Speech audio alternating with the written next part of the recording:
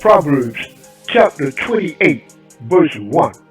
The wicked flee when no man pursueth, but the righteous are bold as a lion. Psalms 27, verse 1.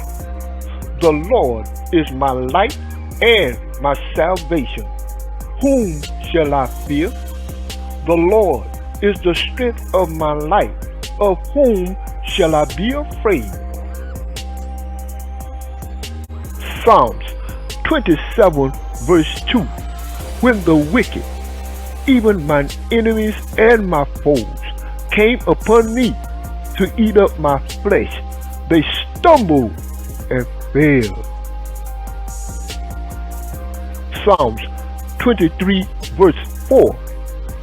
Yea, though I walk through the valley of the shadow of death, I will fear no evil, for thou art with me.